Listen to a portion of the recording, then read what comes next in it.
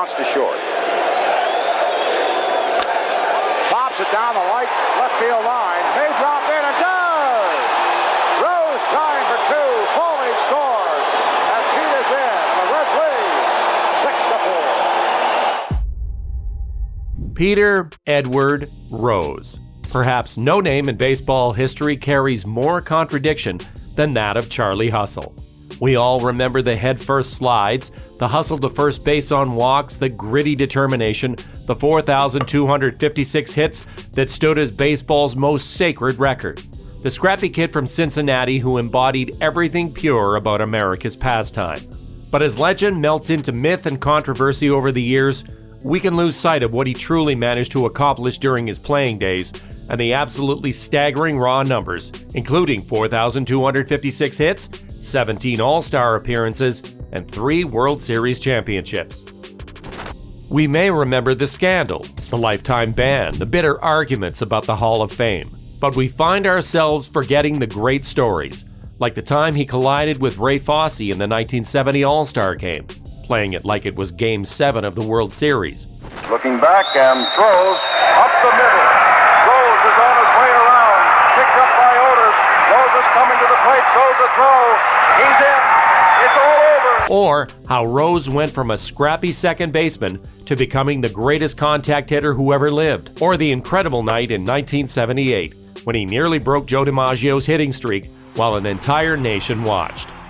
Well, now it's time to jog our memory, to appreciate the glory and tragedy of baseball's hit king. Step right up to the plate with us, if you dare.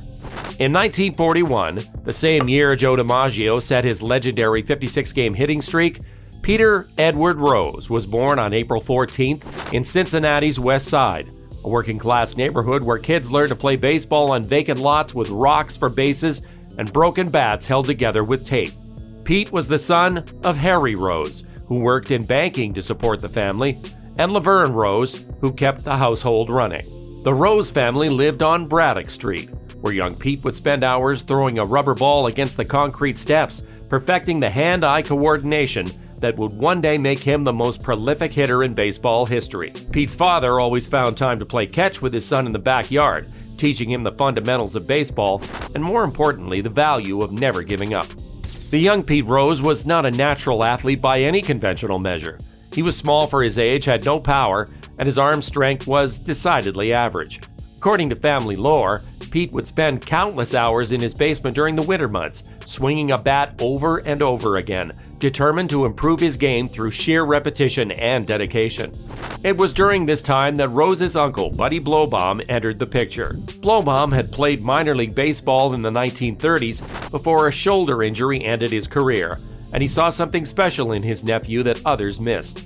While Pete's raw talent was limited, his work ethic and baseball intelligence were off the charts. Blowbaum began working with Pete every day after school, instilling in him the belief that desire and determination could overcome any physical limitations. By his senior year, Rose had become a steady player for Western Hills, but college scouts weren't exactly beating down his door. Most professional teams had never heard of the scrappy kid from Cincinnati's West Side, but Buddy Blowbaum wasn't ready to give up on his nephew's dreams just yet. Blowbaum had connections in the Cincinnati Reds organization from his playing days, and he convinced scout Milt Boland to take a look at Pete during an open tryout at Crosley Field in the summer of 1960. Rose showed up to the tryout with a confidence that seemed to contradict his humble background. Boland later recalled that Rose's swing wasn't pretty, but it was effective. He made contact with nearly every pitch, driving line drives all over the field with a consistency that impressed everyone watching. More than that, though, was Rose's attitude. When the tryout concluded with a simulated game, Rose sprinted to first base on what appeared to be an easy groundout, beating the throw by half a step through sheer hustle alone. That single play convinced Boland that this kid had something special. The Cincinnati Reds signed Pete Rose as an amateur free agent in 1960 after his high school graduation. The deal was modest, giving him a chance to pursue his professional baseball dreams, but without the kind of signing bonus that would change a family's financial situation overnight. Harry Rose was skeptical about his son's chances of making it in professional baseball, but he could see the determination in Pete's eyes and ultimately gave his blessing. Rose's minor league career began in Geneva, New York, in the New York Penn League. His statistics were solid but not spectacular. He hit .277 with 2 home runs and 41 RBIs in 85 games, numbers that suggested that he might have a future as a utility player if he was lucky. But the numbers didn't tell the whole story of Pete Rose's impact on that Geneva team. His hustle was infectious, turning routine ground balls into adventures and transforming the entire team's approach to the game. The following year, Rose moved up to Tampa in the Florida State League, where he began to establish himself as a legitimate professional prospect. He hit .331 with 30 stolen bases, showing the kind of speed and base-running instincts that would become his trademark. By 1962, Rose had reached the Macon Peaches in Class AA, where he continued to refine his approach.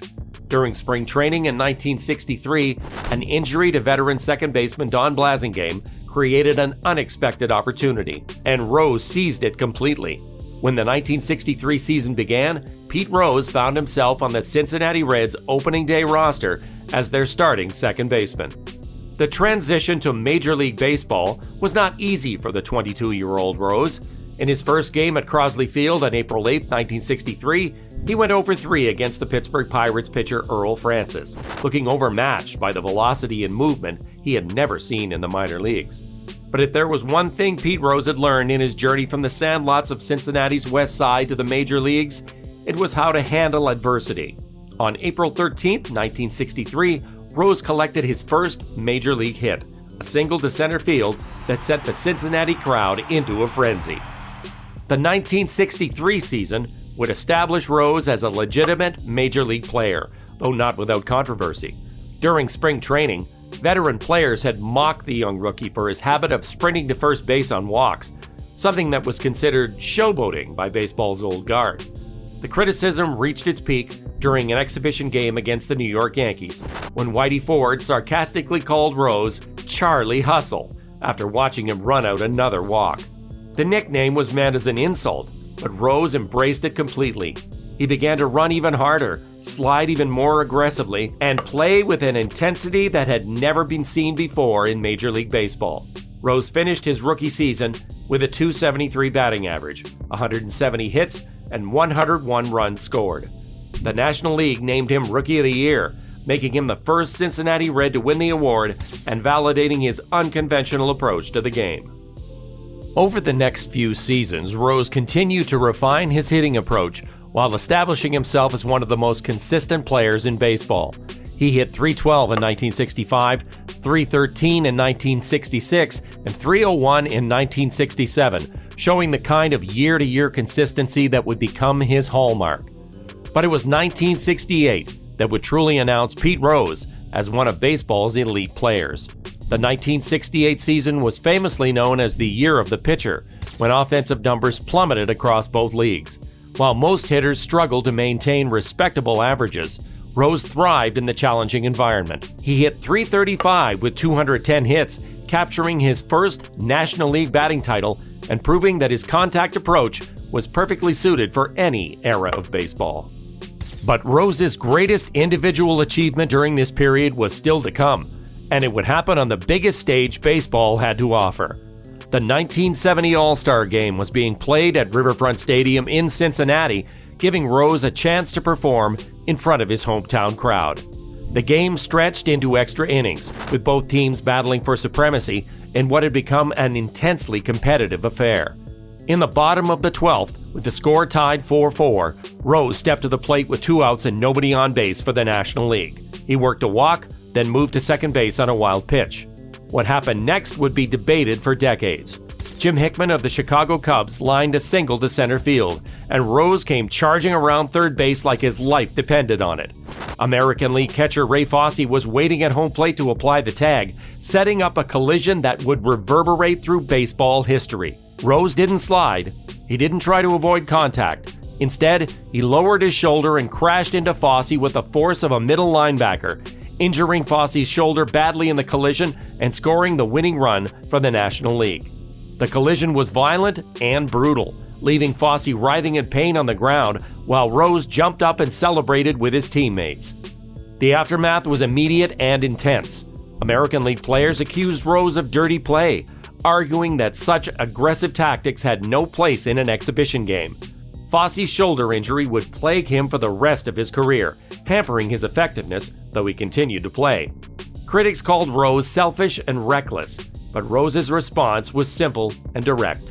He had been taught to play every game like it was the World Series, and he wasn't about to change his approach just because it was an all-star game.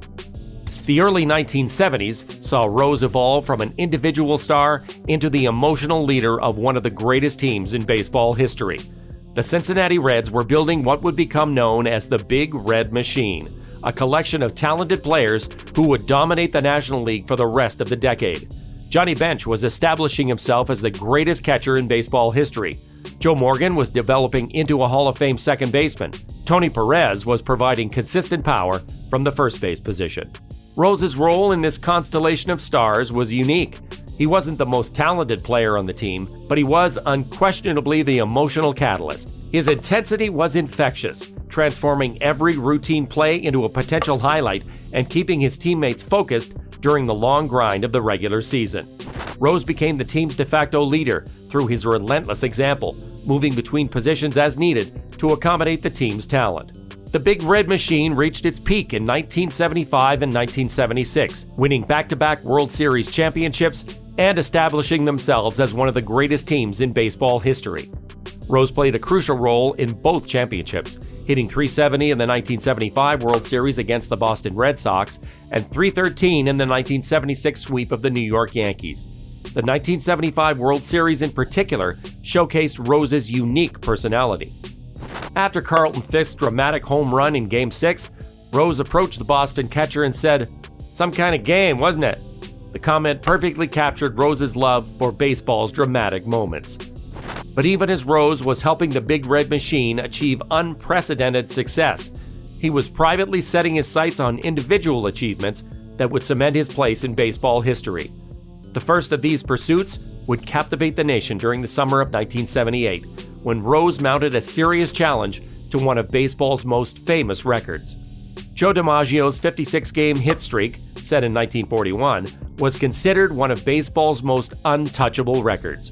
But Pete Rose, now 37 years old and theoretically past his prime, began putting together a hitting streak that would eventually reach 44 games. The pursuit became a national obsession. Television networks began following Rose's every at-bat, and newspapers across the country featured daily updates on his progress towards DiMaggio's record. The streak finally ended on August 1st, 1978, when Atlanta Braves pitcher Gene Garber struck out Rose to end the game. His streak in danger. Now the 2-2. Swung on, miss. Rose's streak is broken. The Braves win, and Rose is getting another standing ovation. Rose was visibly disappointed by the end of the streak, but he had accomplished something remarkable in the process. At age 37, he had demonstrated that his hitting ability was still among the best in baseball, and he had given the sport one of its most compelling individual pursuits in years. The hitting streak pursuit was just the beginning of what would become Rose's most famous individual achievement. By the early 1980s, Rose was closing in on Ty Cobb's all-time record of 4,191 career hits, a mark that had stood since 1928. Unlike the hitting streak, which required an element of luck, the hits record was entirely about longevity and consistency, two qualities that perfectly suited Rose's approach to the game. The pursuit of Cobb's record began in earnest during the 1984 season, when Rose started the year needing 200 hits to break the record. At age 44, Rose was clearly past his prime as a player, but his dedication to the chase was absolute. He had moved back to Cincinnati as a player-manager, giving him complete control over his playing time and allowing him to focus entirely on accumulating the hits he needed. Every game became an event as Rose crept closer to the record. Cincinnati fans packed Riverfront Stadium to witness history, and the national media followed his every at-bat. On September 11, 1985, with 47,237 fans on their feet at Riverfront Stadium, Rose lined a first-inning single off San Diego Padres pitcher Eric Shaw for career hit number 4,192. The moment was pure baseball magic. Play stopped for 7 minutes as Rose was mobbed by teammates and coaches. His son Pete Jr. ran onto the field from the dugout to embrace his father, creating one of the most emotional scenes in baseball history. The single represented more than just a statistical achievement. It was validation of Rose's entire approach to the game, proof that hustle and determination could overcome physical limitations and achieve immortality. Rose would continue playing for another year, finishing his career with 4,256 hits, a record that seemed untouchable when he retired. He had also accumulated 746 doubles, 135 triples, 160 home runs, and 1,566 runs scored. He had been selected to 17 All-Star games across 18 total selections, won 3 batting titles, and captured the 1973 National League MVP award.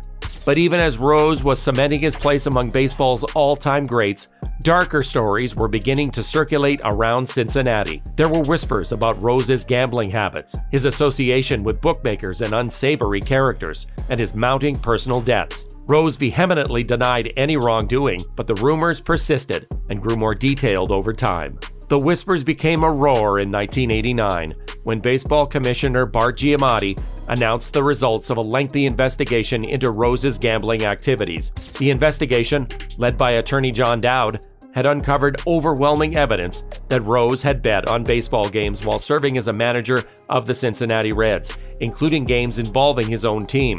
The Dowd report presented a devastating case against Rose, including testimony from bookmakers, betting records, and phone logs that appeared to show a pattern of illegal gambling activity. Rose was given a choice by Commissioner Giamatti. He could accept a voluntary agreement that would place him on baseball's permanently ineligible list while allowing him to apply for reinstatement after 1 year, or he could face a formal hearing that would likely result in a lifetime ban with no possibility of appeal. Rose, still maintaining his innocence and believing that he could eventually clear his name, chose the voluntary agreement.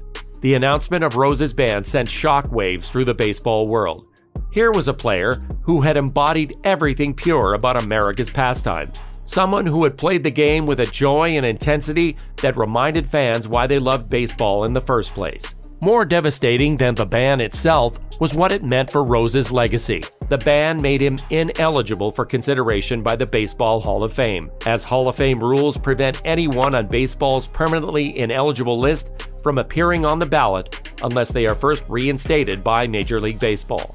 For 14 years, Rose maintained his innocence while applying for reinstatement multiple times. Each application was rejected by successive commissioners, and baseball moved forward without its former hit king. The debate reached its climax in 2004, when Rose finally admitted what everyone already knew. In his autobiography, My Prison Without Bars, he confessed to betting on baseball games, including Cincinnati Reds games while he was managing the team. The admission was supposed to clear the path for his return to baseball, but instead, it seemed to seal his fate permanently. Rose's confession was seen by many as too little, too late. He had spent 15 years lying about his gambling activities, attacking his accusers, and maintaining his innocence, even when presented with overwhelming evidence. Pete Rose remained banned from baseball until his death, never seeing his reinstatement or Hall of Fame induction. His hit record of 4,256 Major League Baseball hits remains intact and seems likely to stand. The tragedy of Pete Rose isn't just about gambling or lying or the destruction of a legacy. It's about watching someone who represented everything beautiful about baseball systematically tear down everything he had built. Rose was the player who made routine ground balls into adventures, who dove headfirst into bases in meaningless games, who played every single inning of his 24-year career like his life depended on it. Rose holds major league records that may never be broken. His 3,562 games played, 14,053 at-bats, 4,256 hits, and 3,215 singles are marks of sustained excellence that modern players struggle to approach. He's the only player in history to play 500 or more games at 5 different positions, showing a versatility and team-first attitude that defined his entire approach to the game. Perhaps most remarkably, Rose's pursuit of both DiMaggio's hitting streak and Cobb's hit record came when he was well into his 30s and 40s, ages when most players have already retired. His longevity and consistency represented something pure about baseball's meritocracy, the idea that hard work and dedication could overcome any physical limitations.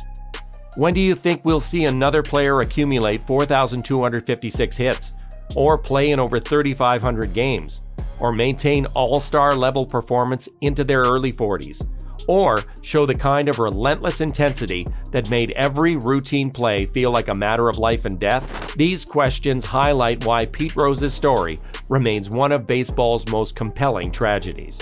The greatest contact hitter who ever lived, banned from the sport he loved, and embodied like no other player of his generation. Charlie Hustle, forever frozen outside the gates of Cooperstown, a reminder that even our greatest heroes are capable of devastating falls from grace. Thanks for watching. Do you think Pete Rose belongs in the Hall of Fame? Let us know in the comments below. Leave a like if you enjoyed this video, and let us know who you want to hear about next. Subscribe for more legendary baseball stories every week. This is Inside Baseball, where we bring you the best of the game.